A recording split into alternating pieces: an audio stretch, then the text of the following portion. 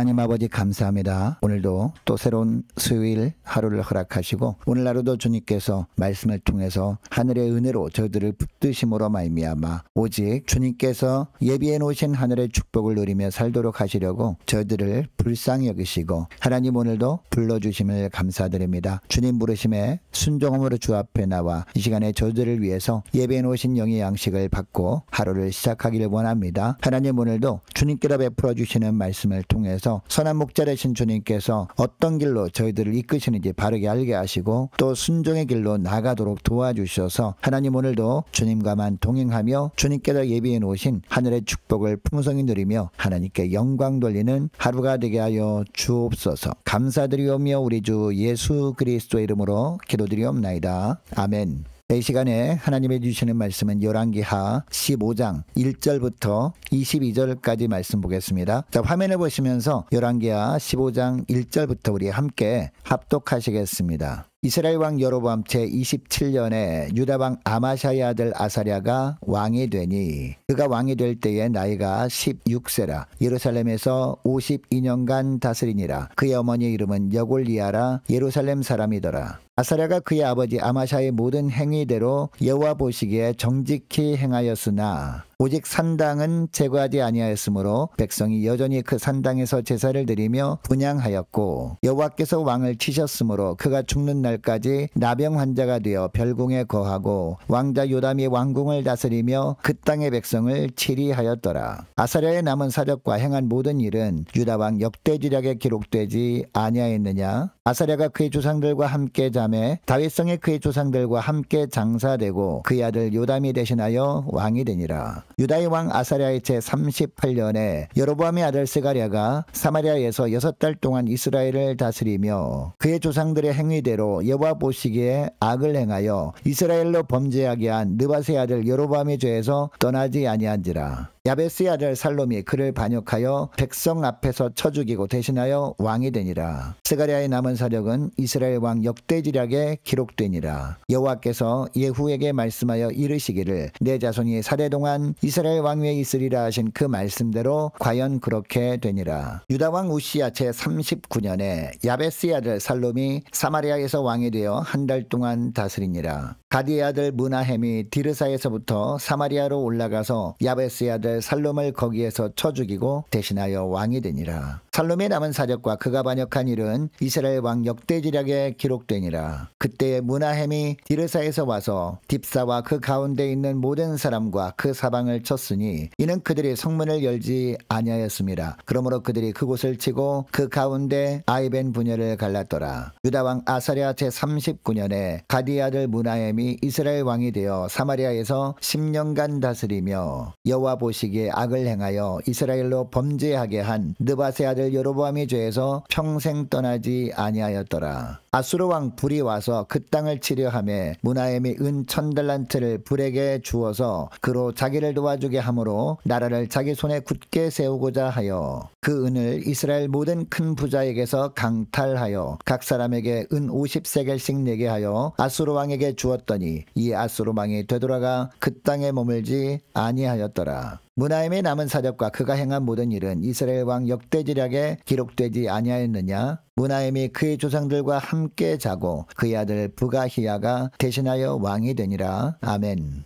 여러분, 이 땅에 사는 대부분의 사람들이 삶 가운데 가장 중요하게 여기는 것은 바로 건강일 것입니다. 건강을 잃으면 다른 것들은 모두 의미 없는 것들이 되고 말기 때문입니다. 여러분, 하나님이 세우신 교회 공동체뿐만 아니라 가정 공동체도 마찬가지입니다. 하나님께서 이 교회와 가정을 세우시면서 어떤 가정과 어떤 교회가 되기를 간절히 원하실까요? 건강한 교회, 건강한 가정이 되기를 주님이 간절히 원하실 줄 믿습니다. 여러분, 그러면 어떻게 하면 건강한 교회, 건강한 가정이 될 수 있을까요? 첫째로 하나님이 세우신 리더들이 사람 눈치 보지 않고 하나님 앞에서 사역하는 리더들이 되어야 한다라는 겁니다. 오늘 본문에 보니까 남유다와 북이스라엘에 대한 이야기가 계속 교차해서 나오고 있습니다. 먼저 남유다에는 반역자들에게 죽임을 당한 아마샤의 아들 아사랴가 16세 왕이 되어서 52년간 다스렸다라고 하고 있습니다. 여러분, 이 아사랴는요, 집에서 부르는 이름이었고 외부에서 공식적으로 부르는 이름이 바로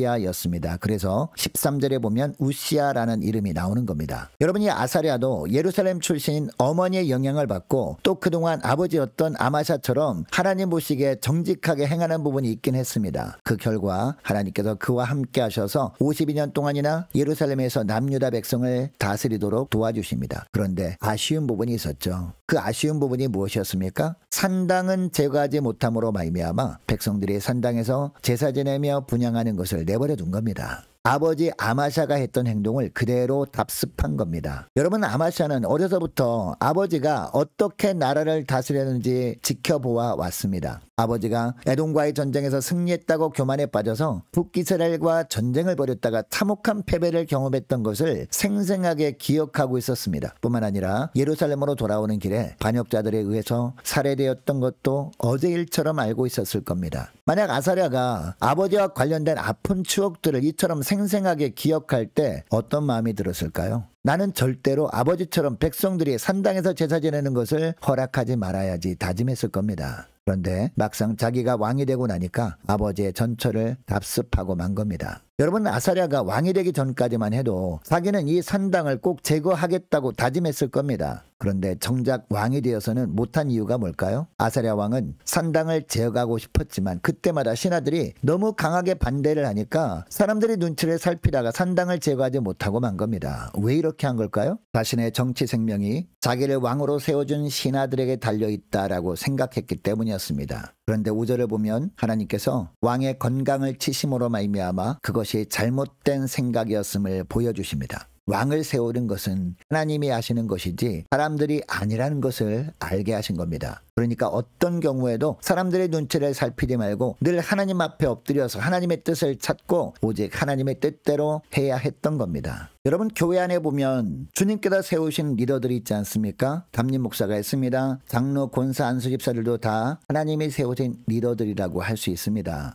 이런 주님의 일을 맡은 리더들도 하나님이 세우셨음을 기억하고 교회 안에서 주님의 일을 할 때 사람들 눈치 살피지 말고 오직 하나님의 뜻대로 행해야 될 줄로 믿습니다. 가정에서도 마찬가지입니다. 가정에서 하나님이 세우신 리더들이 바로 부모라고 할 수 있죠. 특별히 영적 제사장들인 바로 가장들이라고 할 수 있습니다. 이처럼 하나님이 세우셨다면 하나님의 시선만 의식하면서 하나님의 뜻대로 행할 때 가정과 교회 공동체가 하나님이 원하시는 건강한 가정, 건강한 교회가 될 줄로 믿습니다. 둘째로 나에게 맡겨진 일에 온전히 집중하는 겁니다. 자, 8절부터 보니까요. 북이스라엘 왕 여로보암 2세에 대한 말씀이 나오는데 여로보암 2세는 41년간 북이스라엘을 다스렸는데 그때가 이스라엘의 중흥기였습니다. 이것은 여로보암이 하나님 앞에서 뭔가 잘한 것이 있었기 때문에 하나님이 이처럼 축복하신 것이 아니었습니다. 요나를 통해 하나님께서 하신 약속을 하나님이 지키시기 위해서 여로보암 시대에 이런 은혜를 주신 것이었습니다.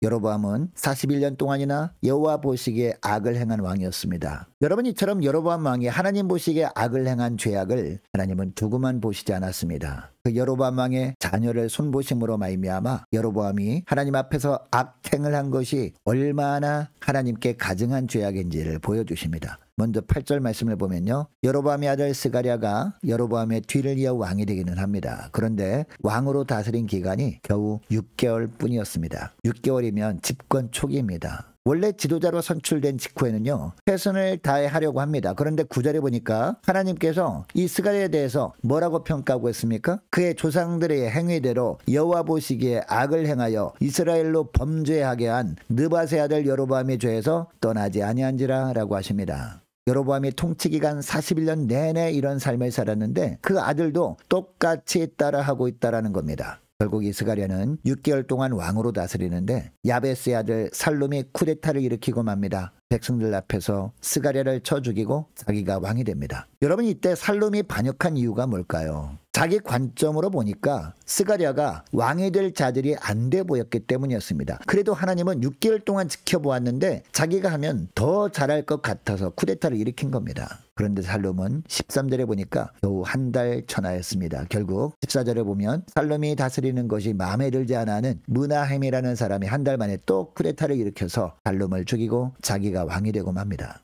여러분, 이처럼 내가 하면 잘할 것 같아서 그 사람이 해야 할 일을 막상 내가 대신해 보면 잘 안 됩니다. 결국 또 다른 사람이 내가 하는 것을 보면서 불만족스러워하게 되어 있습니다. 하나님이 그 위치를 주셨다면 그 사람을 세우신 하나님의 뜻이 있는 겁니다. 이것을 모르고 내 마음에 들지 않는다고 그 사람이 하는 일을 내가 하면 잘 될 것 같지만 혼란만 가중될 뿐이라는 것이죠.